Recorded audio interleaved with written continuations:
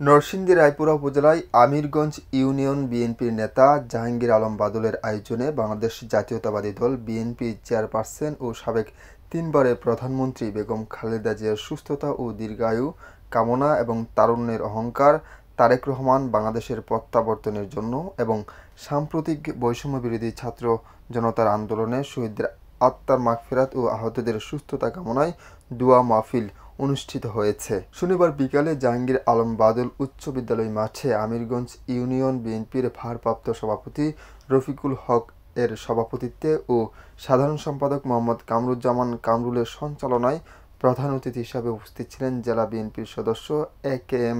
জাহাঙ্গীর আলম বাদল। এ সময় আরও উপস্থিত ছিলেন রায়পুরা উপজেলা বিএনপির সাধারণ সম্পাদক আব্দুর রহমান খোকন, ঢাকা মহানগর তাঁতি দলের সহ সাধারণ সম্পাদক আলহাজ হেলাল খন্দকার, রায়পুরা উপজেলা বিএনপির সহ-সভাপতি এম.এ.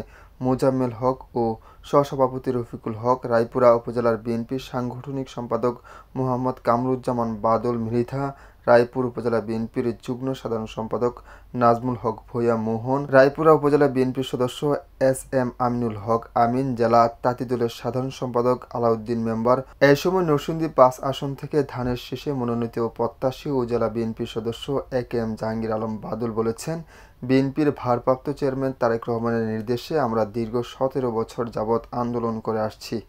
দেশের জনগণ ভোটাধিকার আদায়ের জন্য আন্দোলন করে আওয়ামী লীগ সরকারকে পতন ঘটিয়েছে। শেখ হাসিনা পালিয়ে গেলেও এখনও তাদের প্রেতাত্মারা ষড়যন্ত্র করছে। তারা গোলাপানিতে মাছ শিকার করার জন্য বিভিন্ন ধরনের পায়তারা করছে। বৈষম্য বিরোধী ছাত্র আন্দোলনে শহীদ অটোচালক জুনায়েদ সহ সকল শহীদদের স্মরণে আয়োজিত আলোচনা সভায় এসব কথা বলেন তিনি। এ সময় তিনি শহীদ জুনায়েদের স্ত্রী ও সন্তানকে নগদ অর্থ প্রদান করেন এবং তার পরিবারকে আজীবন ভরণ-পোষণ সহ সব ধরনের সহযোগিতার আশ্বাস দেন। আশরাফুল ইসলাম সবুজ, আমার বার্তা, নরসিংদী।